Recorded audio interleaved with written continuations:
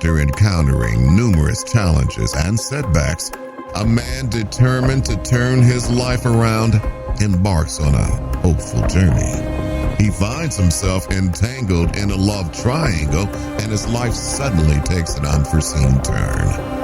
What unfolded that morning in Richmond, Virginia? What happens when love becomes fatal? This is the Fatal Attraction Podcast with From Redemption to Revenge.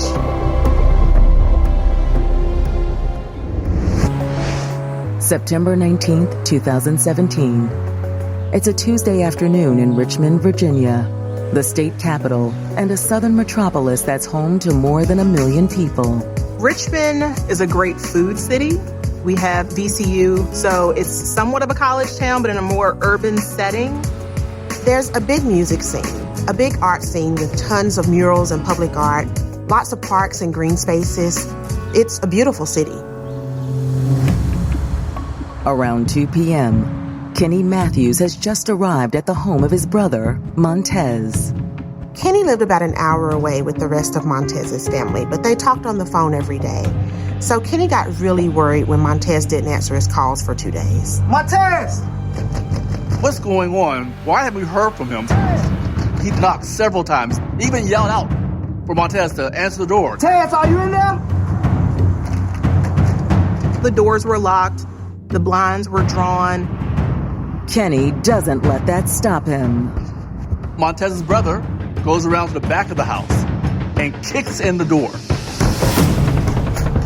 Tez, it's... That's where he found Montez incapacitated. Montez's body was laying face down in a pool of blood. His brother was completely shocked and taken aback and called 911. I think my little brother's dead. As a native of rural Virginia, Montes Matthews had plenty of southern charm to go around. We grew up in New Kent County. It was very small. Everyone knew each other on the road or within the community. Montez never met a stranger. Everyone he met was family to him. Everybody loved to see Montez come around because he always liked to laugh, always liked to cut up, always liked to dance. His personality, he was love, but more than anything, he loved to give love. Montez always had dreams of leaving his small-town life in New Kent County for a bigger city. With a personality as big as his, Montez longed for new friends and new experiences that he couldn't find in the country. In his 20s, Montez made the move to Richmond. But while he was looking for opportunity, what he found was trouble. Crime is very prevalent in Richmond. Montez ended up falling in with the wrong crowd, and he got involved in drug dealing. Montez's criminal behavior landed him a 4-year stint in prison on drug charges. But even behind bars, he maintained his close ties to family. My phone would ring every day when he was locked up. Every Sunday we have Sunday dinner. He would call. He always wanted me to pray with him, ask me for a scripture to read. After Montez was released from prison, he was welcomed home with open arms. I just couldn't wait for him to walk through the door. And we just locked arms. Everybody was so excited that he was home. Montez told everyone that he was going to make a fresh start. He wanted to do right this time. He did not want to go back to the penitentiary. When he came home, he just wanted to just go straight. He had decided, when I get out, I'm going to do something with my life. Montez wasted no time laying the foundations for his future. He had got this job working construction. His oldest brother have a lug and trucking business, and his brother Kenneth have a trucking business. He had stopped putting money aside because he wanted to get his CDL license and to get his truck so he could do the same thing. He wanted to be more like his brothers. But there was one dream Montez had yet to realize. He had always wanted to be a father, to start his own family with a woman that he loved. And in early 2017, that dream seemed within reach when Montez crossed paths with 37-year-old Shatima Smith. They were both meeting with their parole officers. Shatima was talking to her parole officer, and Montez was talking to his parole officer.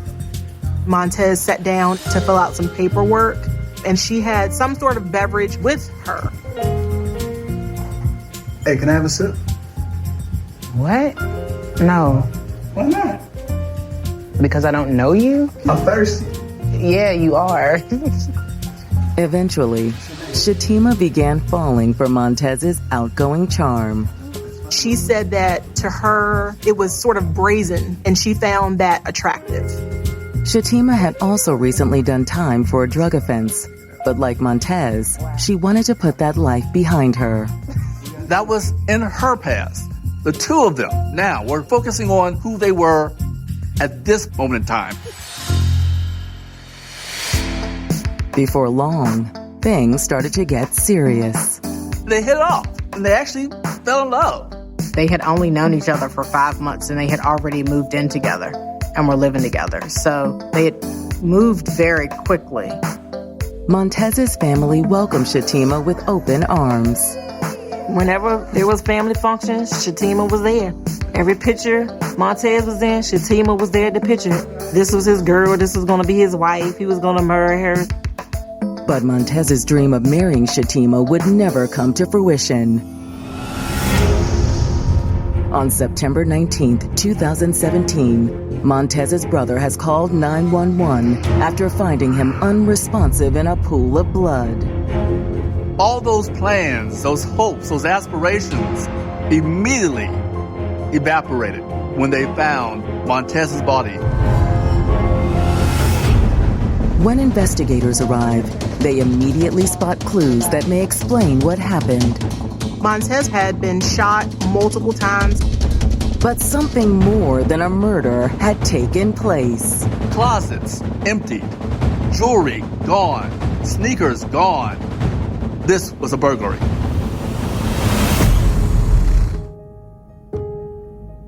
Get ready for more intriguing revelations. Stay tuned for more of the Fatal Attraction Podcast.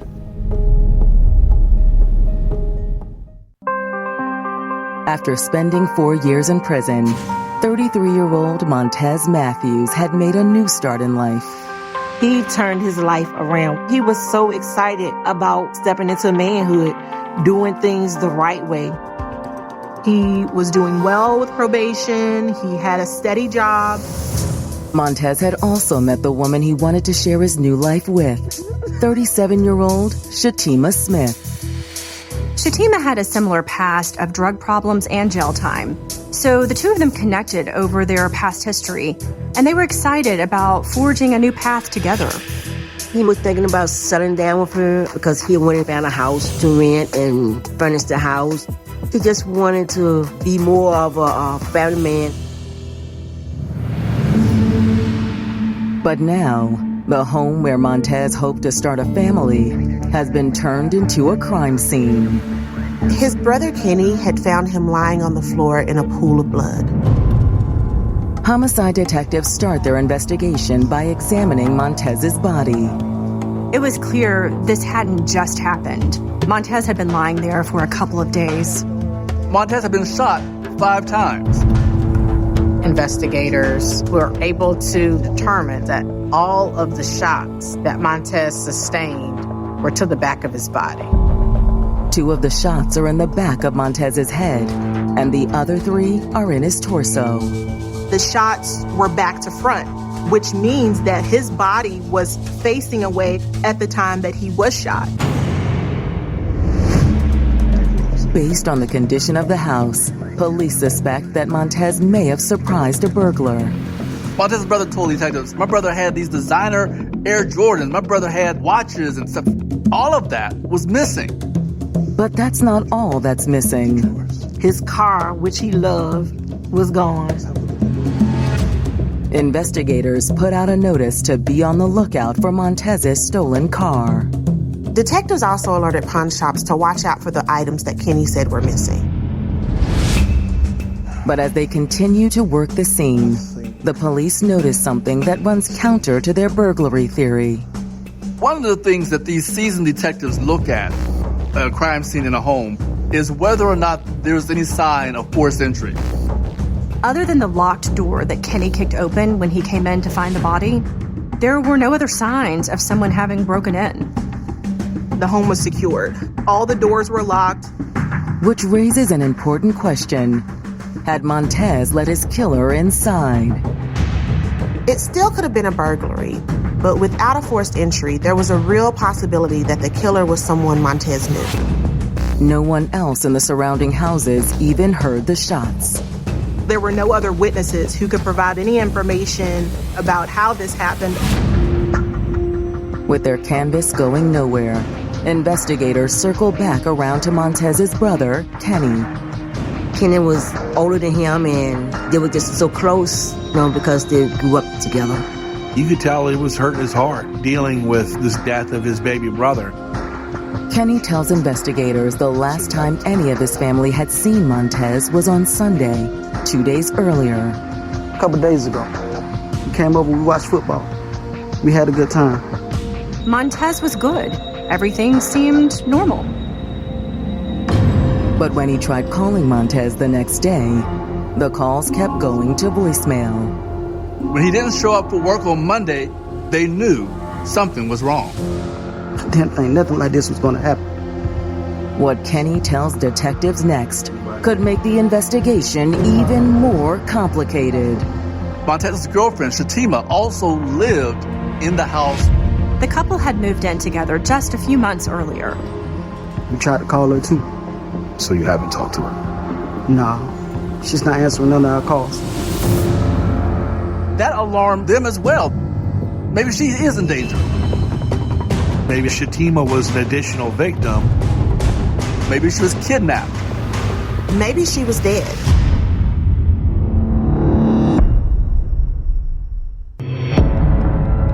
"33-year-old construction worker Montes Matthews has been found shot to death at his home in Richmond, Virginia. Now investigators have learned that his girlfriend, Shatima Smith, is also missing. She's not answering none of our calls. Detectives are wondering, does this mean that Shatima is a second victim? The police believed that Montez had been dead for 2 days, and no one had heard from Shatima during that time. Montez's brother has already noted that many of his personal items are gone, including his luxury car. With Montez's car missing, investigators wondered if the killer had kidnapped Shatima and fled in the car. Thank you so much for your time, and again, we're sorry for your loss. Hoping to track Shatima down, detectives head back to the station and contact her cell phone provider to request her call and location data. While they were waiting for the phone company to respond, the detectives made arrangements to interview friends of Montez and Shatima. The next morning, one of those friends provides some surprising information. They found out that Montez was seeing another woman while still living with Shatima. And you're 100% sure about this? Oh yeah, Montez was definitely having an affair. Montez was in a relationship with another woman by the name of Britney. That woman lived in the Williamsburg area, closer to his family. Montez's friend had actually introduced Britney Taylor and Montez months earlier. Then he told me, and he knew it was wrong to step out, but he had a real love for Britney. And he told me he didn't know what to do. After talking to Montez's friend, the investigators know what they need to do.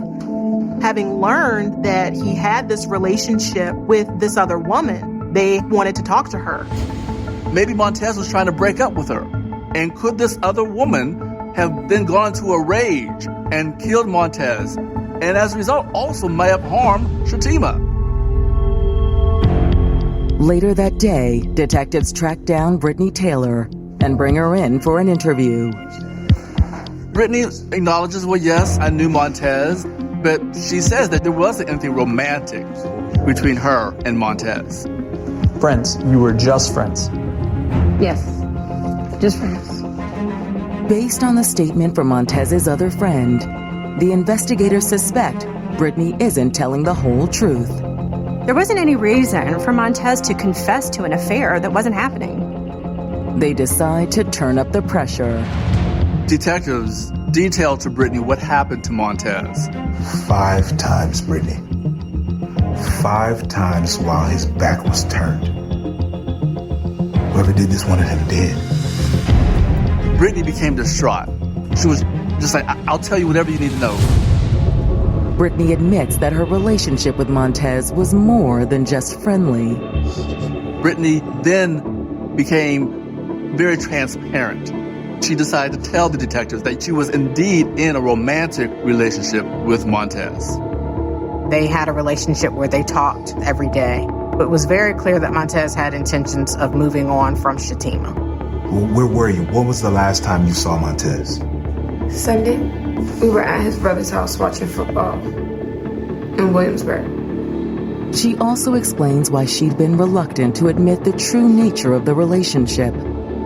Britney knew Montez's family members, but the family did not have any knowledge that Britney was in a relationship of any sorts with Montez.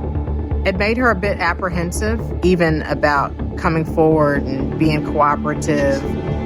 However, according to Britney, things were starting to get serious between them. That night, as he was traveling back to Richmond from Williamsburg, having seen her that night, they were discussing having a baby via text message and wanting to start a family together. Britney willingly shares details of those text messages with detectives. The text messages between she and Montez demonstrate that she very much loved him. Britney also has an alibi for the night police believe Montez was killed.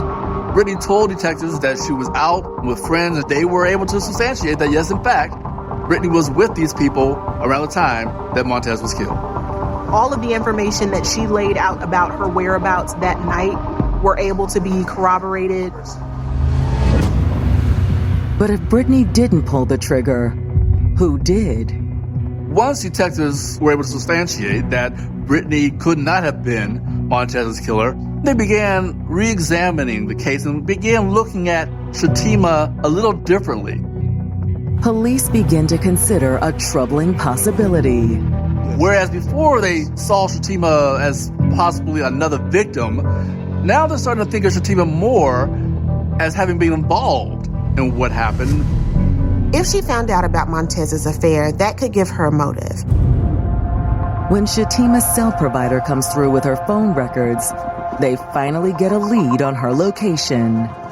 All of the cell phone data showed all of Shatima's tracks. She was not within the city of Richmond. Instead, after the night of the murder, she had headed south towards North Carolina. For detectives, this meant one of two things. One, Shatima was a victim in all of this and is now kidnapped by someone who killed Montez. The other possibility is even more disturbing. Shatima might have been involved in Montez's murder. She may have been the one who killed him. Possibly she's on the run. Stay tuned as we explore what discoveries are in store and whether they might uncover hidden truths.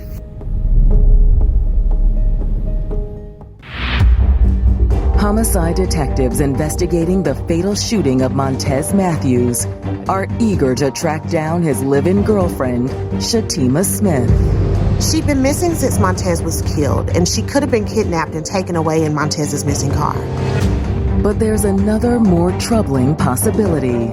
She might have been involved in Montez's murder and is on the run. Investigators have managed to track Shatima's cell phone to Raleigh, North Carolina, nearly 150 miles from Richmond. But data from Shatima's cell provider can only track the general location of her phone. Investigators contacted the Raleigh Police Department and provided them with a photograph of Shatima and a description of Montez's car, hoping that they might be able to spot her. Forced to play a waiting game, Detectives used this opportunity to circle back around to Montez's family and try to learn more about his relationship with Shatima. The family was having a hard time dealing with the sudden tragic death of Montez. Montez is a happy type person. He wasn't a person that should have left the way he did. That right there was devastating. And I've been devastated ever since. There's just something that you never get over, especially if it's unexpected and it's brutal. Montez's family tells investigators that from the beginning, they've had some reservations about Shatima. My first impression of Shatima was she was kind of standoffish. When they were around, I never really saw arguments or anything like that, but I could tell something was off. Montez's loved ones believe the couple's relationship was falling apart. Some of the things that she was doing, he really wanted her to stop doing. Shatima had started using again. Montez was trying to leave the drugs in the past. Shatima was still in that life, and that was one of the major bones of contention in their relationship. Montez's family also tells detectives that Shatima was extremely possessive. He would speak of her being so jealous. I do recall meeting her at a party. So then I went to give him a hug, and she stood up and was like, hold on. I said, wait a minute, this is my cousin. They had like a little falling out or something. He was like, she crazy, cuz, she crazy. But you didn't know whether to take him serious or not, because everything was followed by a laugh or a smile. What's more, the family also expresses concern that Shatima had used Montez's desire to become a father against him. He wanted to have his own child. He would make that very vocal. Shatima knew that was something that he wanted. Shatima had told Montez she was pregnant with his child. Like, cuz, I'm getting ready to have a baby. She pregnant. So he was excited. But the family became skeptical. I remember later on that night, I'm looking in the corner and she's drinking. And she's like throwing down the drinks. And I'm like, well, why are you drinking if you're pregnant? Are you trying to entrap him to keep him in a relationship by lying and saying you're pregnant? And if you're pregnant, why would you harm your unborn fetus by drinking? Montez's family says that unfortunately, they weren't surprised when he delivered sad news a few weeks later. He called upset because she supposedly had a miscarriage. By that point, the jealousy and fighting had become too much. Montez had spoken to his family about, man, I gotta get out of this trap. Because this woman is just, she won't even let me breathe. I said to him, if you're not happy, don't stay in a relationship. I just basically told him, don't stay anywhere where you're not happy. Don't stay anywhere where you have to argue and fuss and fight. Your peace is worth more than that. It seemed like Montez was planning to heed his family's warning. He had told me that Friday night that he was going to move back here with me. He had his clothes in the car. But did that warning end up coming too late? Well, thank you all for having us here, and we'll keep you guys updated, okay? Thank you. If Montez was ending the relationship and Shatima didn't want to, that would definitely establish a possible motive for murder. Investigators still lack any hard evidence connecting Shatima to the crime until an unexpected witness comes forward. Her name is Lisa Jackson, and she claims to be an acquaintance of Shatima's. She was pretty wary about coming in and speaking with police, but she said she had some information that she just couldn't hold in any longer. I was with Shatima on Sunday night. Lisa admitted to detectives that they were at a local motel getting high. That was a problem for Shatima when it was time for her to go home. Montez was going to come and pick her up from the hotel. She did not want Montez to see her high because he told her she was a junkie. Lisa says that Montez picked Shatima up around 3:30 a.m., but she was back about an hour later. When Shatima came back, she was wearing different clothes from what she had been wearing when she left the motel. Shatima has about $5,000 in cash. She's got multiple cell phones. She's got a plethora of drugs for them to just party all night. So that's what you were doing, partying and drugs all night? For a while, but then I went to sleep. When Lisa woke up, she saw Shatima sitting on the bed opposite her. Shatima is silent. Shatima has a note. They're in the room alone, the two of them. Shatima showed her the note and a gun. It says, "If you scream, I will kill you." She was so frightened. She believed that she was going to be killed.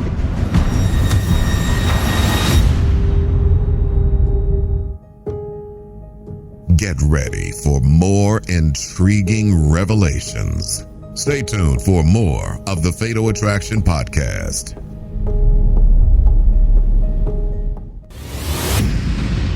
Two days after Montes Matthews was found shot to death, Richmond police are interviewing a friend of his girlfriend, Shatima Smith, who says she was with Shatima on the night of the murder.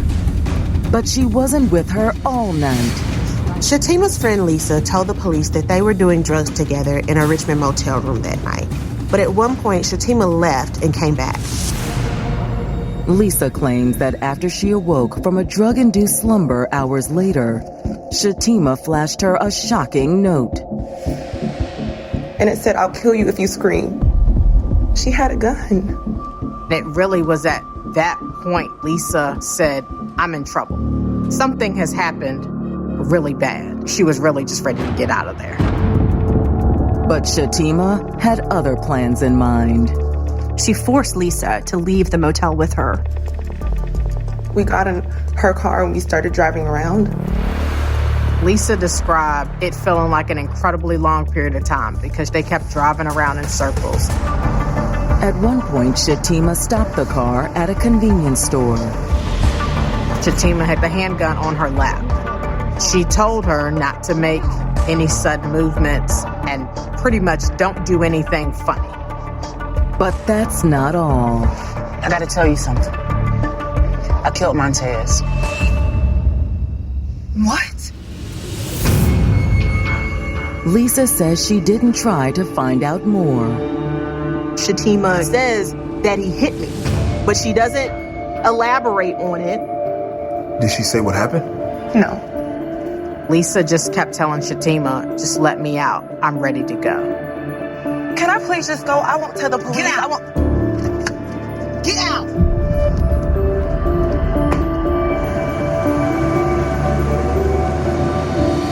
Lisa claims that was the last she saw of Shatima. Did she say where she was going? No. After Lisa's interview, the focus of the investigation is finding Shatima.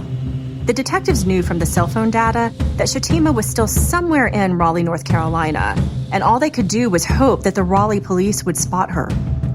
On September 22nd, 3 days after Montez was found dead, investigators finally catch a break when Montez's car is spotted outside a Raleigh motel. Raleigh police are able to confirm what room Shatima is in. So they stage outside of that room. Police department, open up.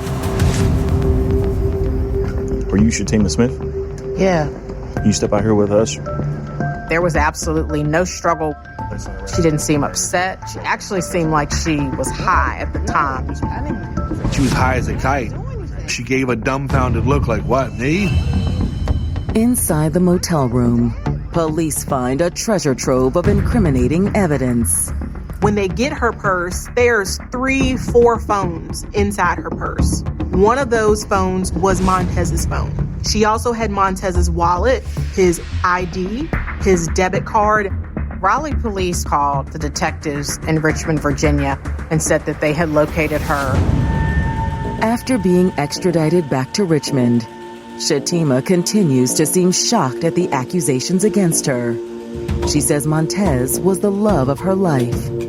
I love Montez. I always have. But Shatima says it wasn't always easy. According to Shatima, Montez had been physically and emotionally abusive. She spoke about how Montez was so demeaning to her, how he would hit her and how she felt afraid of him. Shatima claims Montez would often use that fear to control her. She said that she and Montez were struggling to make ends meet and that Montez had directed her to sell drugs for them to make money. That's what she claims precipitated this whole thing. So what happened when Montez got shot? I mean, we got to arguing. Shatima explains that after Montez picked her up from the motel that night, he could tell she'd been using. You're supposed to be making me money, not getting high. She claims that he begins assaulting her. She said that he had pushed her up against the wall, that he was choking her. Shatima says at that point she was so terrified she grabbed a gun for protection. But it didn't scare Montez. Shoot me now. You gonna shoot me? Just let me go. You're not gonna shoot me. Shatima said that pointing the gun at him just made him angrier. She claimed that she killed him because she had to.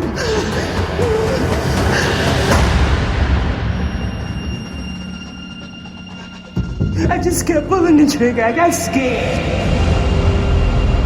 Investigators aren't taking Shatima's self-defense claims at face value. They decide to keep her in custody while they look further into her story. The investigators took a look at the evidence to see if there was anything that would confirm her version of the shooting. They start with the phones that Shatima had when she was arrested. We pulled the text messages from one of the phones that she had in her possession. Shatima's text messages to Montez reveal a stormy relationship, but not a woman intimidated by an abuser. In Shatima's text messages and her exchanges with Montez, there was a lot of anger, cursing. She was also texting other men, texting other women about having sexual relationships with them during the same time where she's claiming to have loved Montez so much. The text messages also reveal Shatima's continuing efforts to cover up what she'd done. There were multiple text messages where she's trying to sell the car. Apparently, she knows this is going to be something that could potentially lead to her capture. So she's trying to sell the car for $1,000. Investigators believe Shatima disposed of the murder weapon in a similar way. She could have sold that gun easy for drug money. You cross that border in Carolina, nobody paying attention to what's happening in Richmond. Hey man, here's the gun, $200. Bang, there it is. But for detectives, the most startling discovery is what Shatima has been up to from behind bars. The police discovered she had started a new relationship while she was in jail. There was a jail recording. It was sexual in nature, and it was very vulgar. She was having phone sex in jail.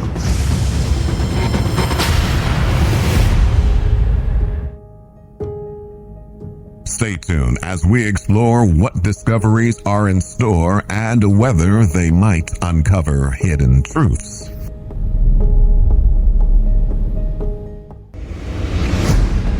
Shatima Smith has told police she shot her boyfriend, Montes Matthews, in self-defense, and that she still loved him despite the violence she allegedly suffered at his hands. She told the police that she kept hoping the abuse would stop because she thought of him as the love of her life. But if Shatima truly loved Montez, she certainly doesn't act like it. Once she was arrested, she began some sort of relationship with a man that she met at the Richmond City Jail. After the man was released, Shatima started communicating with him through video phone calls. I miss you. Like all jailhouse phone calls, the calls were recorded. She's having a sexually explicit conversation with him at the jail. She was talking about sexual encounters of what she wanted to do to him. She got up and she was shaking her butt on the video camera in the jail. To investigators, this isn't the behavior of a traumatized woman grieving over her boyfriend's tragic death.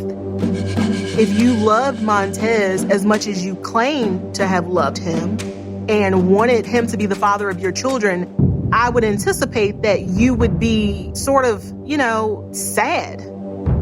The physical evidence also doesn't line up with Shatima's account of the shooting.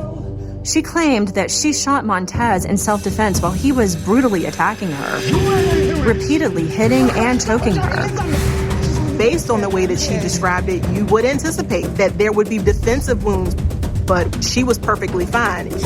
No bruising on her neck, no scratches on her neck, no other signs of injury to her face at all. As far as the district attorney is concerned, Shatima's story is a complete fabrication. The brutal attack that Shatima described did not happen. I just couldn't believe half the stuff she said. Are you trying to say that he beat you, girl? Unbelievable. We charged Shatima with first-degree murder. When her trial begins in October of 2018, the families of both Shatima and Montez are in the courtroom. Emotions, as you can imagine, were running high on both sides. Shatima's family backed her up 110%. They wanted to do whatever they could do to help her. Some of her family really wanted to be fighting. They wanted to fight out in the hallway, and they had to have security out there to keep us separated. A couple us on one side and them on one side. Prosecutors argue that the murder of Montes Matthews was the last act in a troubled relationship. They were arguing about Shatima's drug use, about money, about everything. And on the night of the murder, there was something else that upset Shatima. What's your problem? She found out that Montez was seeing another woman, Britney Taylor, and they got into an argument about it. You've been stepping out on me. What are you talking about? You high right now. That's what's going on. She was accusing him of having another lady when she was doing it too. Probably 10 times worse than he was doing it. What's going on? At some point during the argument, Shatima got out a gun.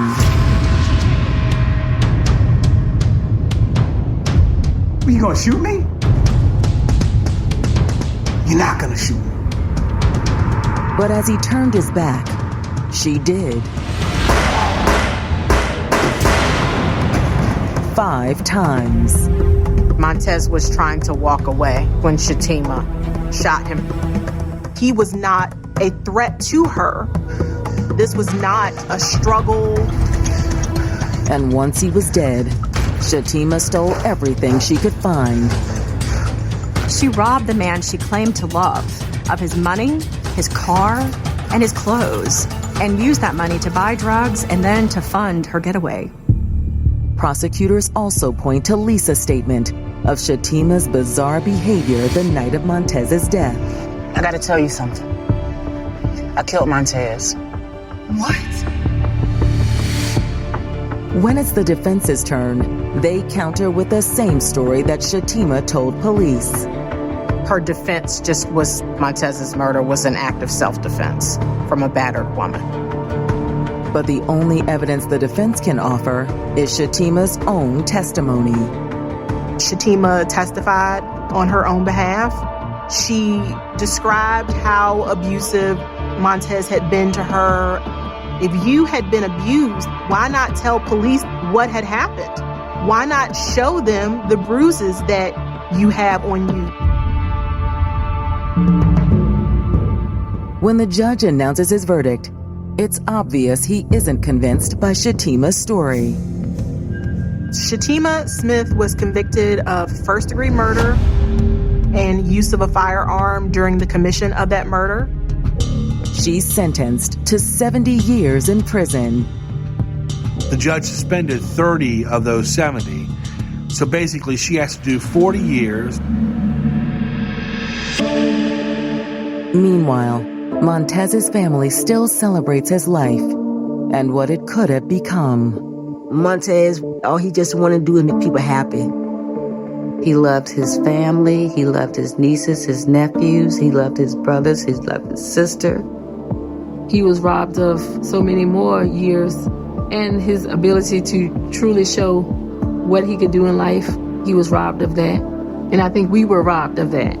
The one thing that I want our viewers to know about Montez was that he was an awesome person, and his memories, they'll never fade away. They'll always live within us through our children, through generations. We're never going to let his name die. Sometimes people are on a journey of self-improvement, and individuals with hidden agendas may attempt to divert their path. It is important to remember that true love shines through even in the face of adversity and will never harm you.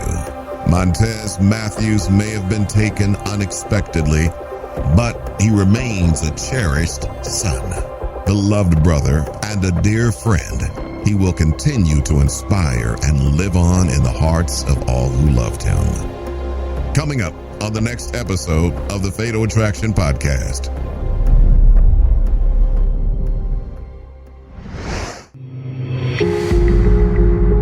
She was a devoted mother who'd finally found her perfect match. She really saw a future with him. They were planning on getting married. It had to be love.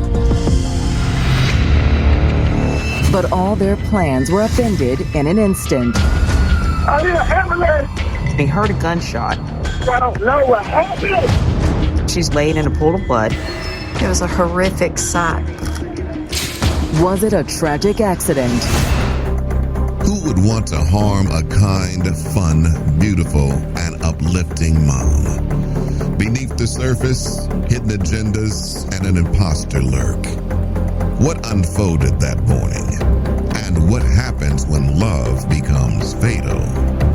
Tune in to the next episode of the Fatal Attraction Podcast. We will see you in the next episode.